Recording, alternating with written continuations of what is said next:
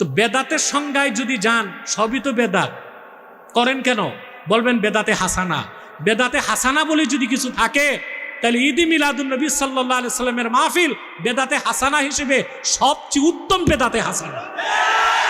সাহাবায়ে কেরাম নিজেরাও বেদাতে হাসানাকে মানতেন। পারিভাষিক অর্থে ঈদ দুইটা, একটা ঈদুল ফিতর, একটা ঈদুল আযহা। কিন্তু শাব্দিক অর্থে অনেকগুলো দিনকে হাদিসে ঈদ বলা হয়েছে। প্রত্যেক জুমার দিন ঈদের দিন, প্রত্যেক আরাফার দিন, প্রতি বছর আরাফার দিন ঈদের দিন।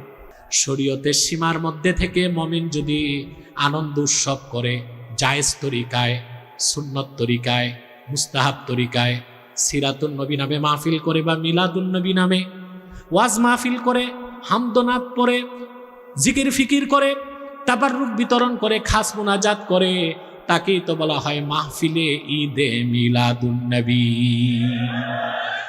যারা বলছে যে আল্লাহ বলছেন কোরআন মাজিদে লেখা আছে মিলাদ করতে হবে, মিলাদ রাসূলের জন্মদিবস পালন করতে হবে, কোরআনের আয়াত দিয়ে বলছে, তারা যে বেদাত করছে এর জন্য কি তারা তওবা করবে?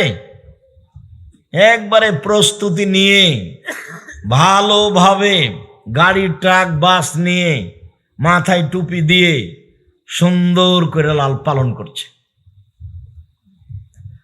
তো আমি এভাবে চাইনি, আমি এভাবে চেয়েছি। আবু হুরায়রা রাদিয়াল্লাহু তাআলা আনহু বলেন, নবী করিম সাল্লাল্লাহু আলাইহি সাল্লাম বলেছেন, তোমরা আমার জন্মদিবস পালন করো, তাহলে তোমরা জান্নাত পাবা। এরকম যখন হাদিস হবে তখন আমিও বলবো, জনগণকেও করতে বলবো। আর এরকম যতদিন পর্যন্ত না হবে ততদিন পর্যন্ত এর সাথে কোনো আপোষ নেই। সারা পৃথিবীর মানুষ যদি এতে নেমে যায় তাতে আমার আসে কিছু যায় না।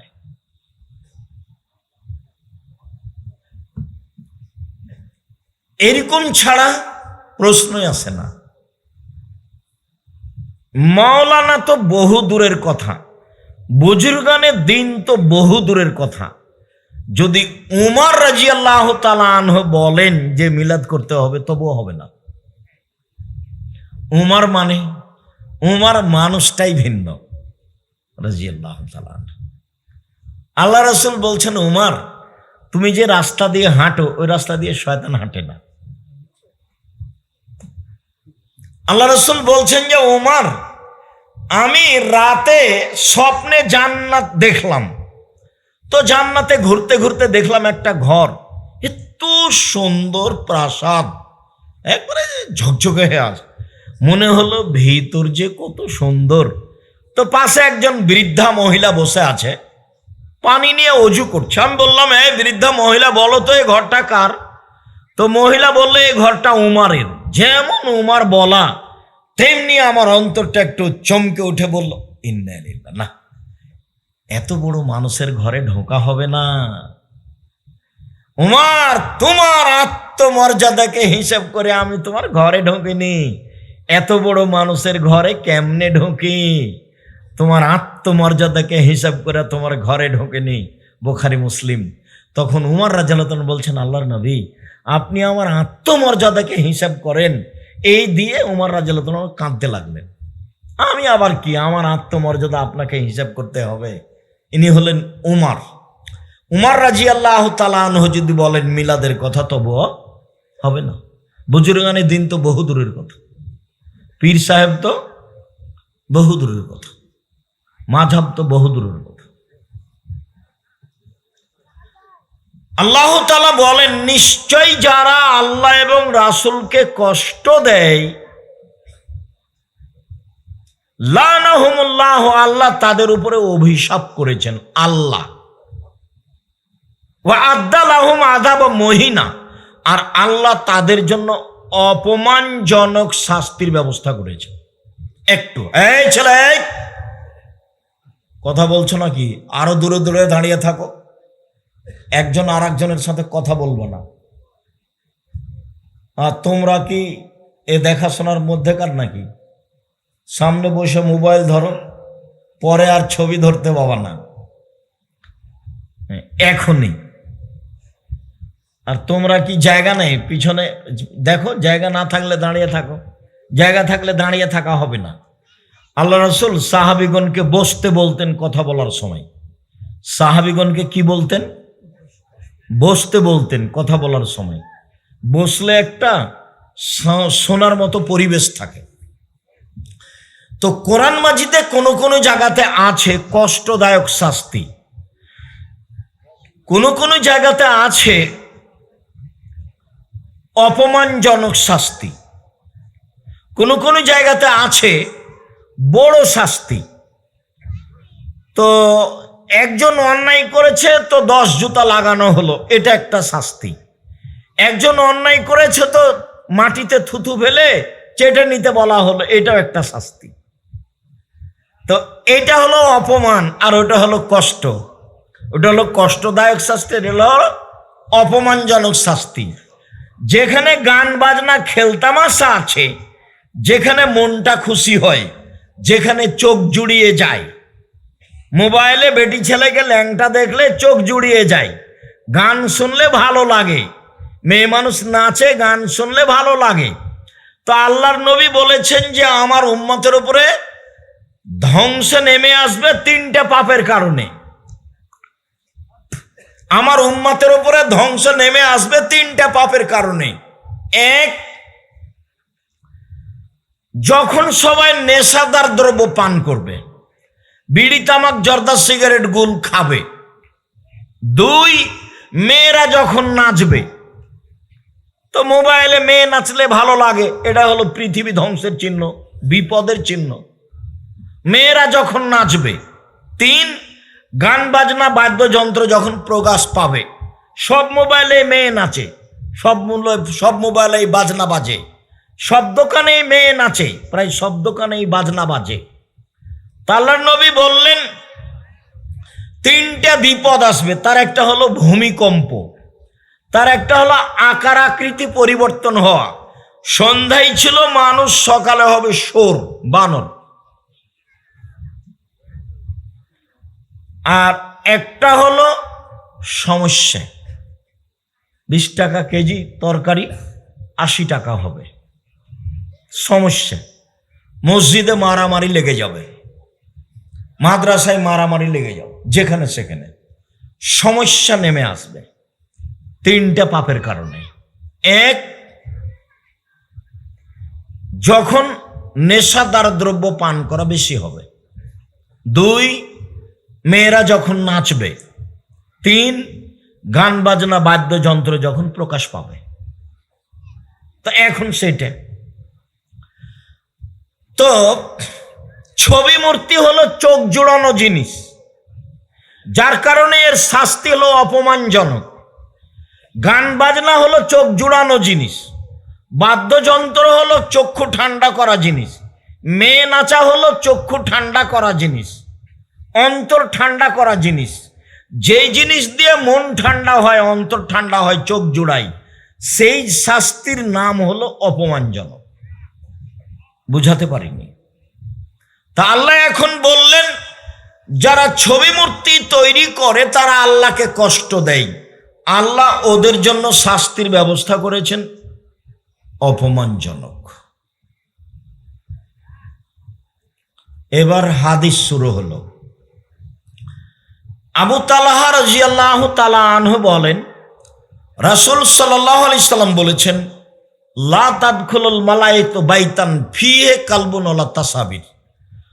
যেই ঘরে কুকুর থাকে আর যে ঘরে ছবি মূর্তি থাকে সে ঘরে ফেরেশতা প্রবেশ করে না। হাদিস বুখারী মুসলিম। কুকুর আর ছবি মূর্তি, মার হোক আর বাপের হোক আর নেতা নেত্রীর জারি হোক না কেন। তবে আমি নেত্রীর বাপের ছবির পাশ দিয়ে, মূর্তির পাশ দিয়ে হাঁটতাম আর মনে মনে বলতাম সেই দিন কবে আসবে যেদিন এর মূর্তিগুলো ভেঙে দেওয়া হবে। তো সেই দিন যে কবে, আবার মনে মনে বলতাম কেউ যদি না পারে, যেদিন ঈসা আলাইহিস সালাম আসবেন সেদিন আর থাকবে না। ঈসা আলাইহিস সালামের 3টা কাজ। 1, শুকুর হত্যা করা।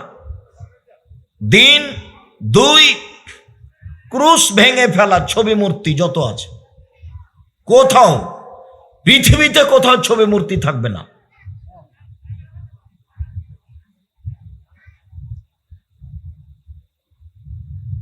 শুকুর, ছবি মূর্তি, ক্রুশ, ক্রুশ চিহ্ন যায় যাতে তাকে ফাঁসি দেওয়া হয়েছে বলে তাদের ধারণা।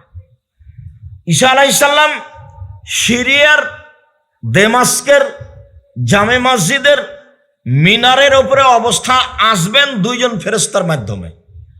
তখন আসরের সলাতের একামাত দেওয়া হচ্ছে। তখন ইমাম মাহদী বলবেন আপনি ইমামতি করেন। তখন ঈসা আলাইহিস সালাম বলবেন আপনি বেশি হক রাখেন আমার চেয়ে, ইমামতি করার আপনি করেন। ঈসা আলাইহিস সালাম বলবেন ইমাম মাহদীকে।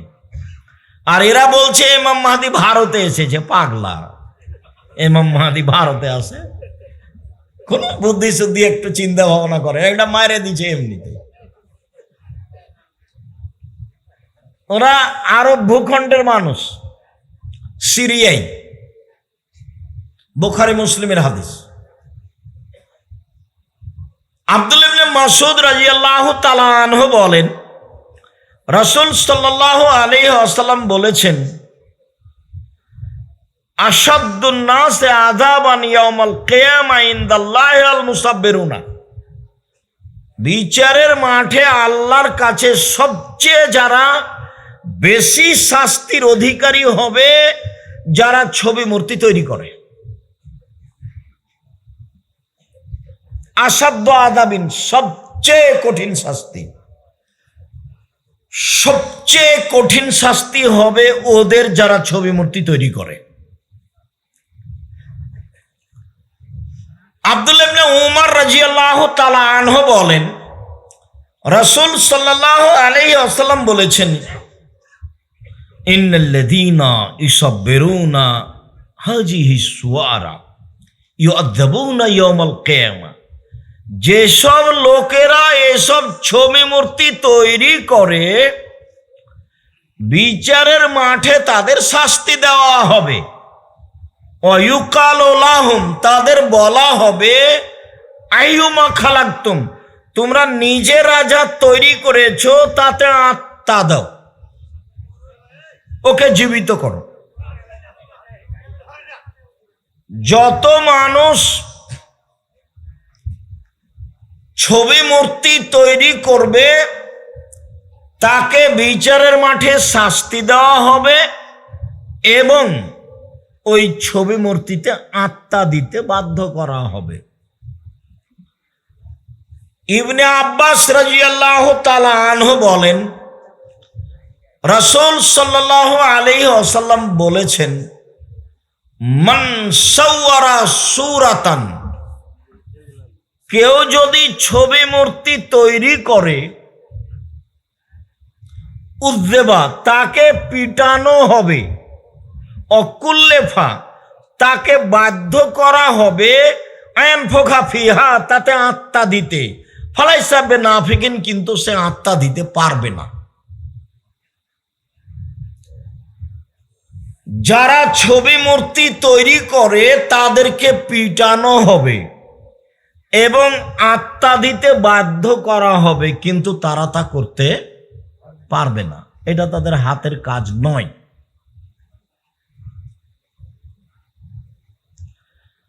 আয়েশা রাদিয়াল্লাহু তাআলা আনহা বলেন, লাম ইয়াকুন ইয়াতরুকু ফি বাইতিহি শায়আন ফিহা তাসালিব ইল্লা নাকাদাহু। আল্লাহর নবী বাড়িতে এমন কিছু রাখতেন না যাতে ছবি মূর্তি থাকতো, দেখার সাথে সাথে তিনি ভেঙে ফেলতেন। পৃথিবীর সব মুসলমানকে, আরবি অনারবি, বাংলা ভাষী উর্দু ভাষী সমস্ত পুরুষ নারীর উচিত বাড়িতে ঢুকে যদি দেখে যে শোকেজে কাঁকড়া আছে, ভেঙে দিতে হবে। আপনার স্ত্রী প্লেট কিনেছে, তাতে চিংড়ি মাছ আছে, প্লেট ভেঙে দিতে হবে। আপনি একটা খাট তৈরি করেছেন, তাতে ময়ূর বানানো আছে, ওটা ভেঙে দিতে হবে। যশোরে কোনো এক যুগে একটা লোক খাট তৈরি করেছিল, সেই খাটটা ঢাকা জাদুঘরে আছে। না, যে খাটের নিচের পায়া হলো বাঘ, মানে একটাই পায়া, তো নিচের অংশ কি করা আছে? বাঘ করা আছে। ওর পিঠে পায়া দুটা 5 ফুট পর্যন্ত চারিদিকে মুখ করে আছে, 4টা মহিলা, মানে ওই পায়ে। এবার 5 ফুট পরে পায়া দুটাতে 4টা মহিলা বানানো আছে, ভিতর দিকে মুখ করে। 5 ফুট উপরে শোয়ার জায়গা। মহিলাগুলি ঘোড়া ধরে আছে হাতে। তাহলে কত পরিকল্পনা বানানোতে, কত দিন লেগেছে, কত পয়সা খরচ হয়েছে। মানুষের শখ, জাহান্নামে যাওয়ার স্বাদ।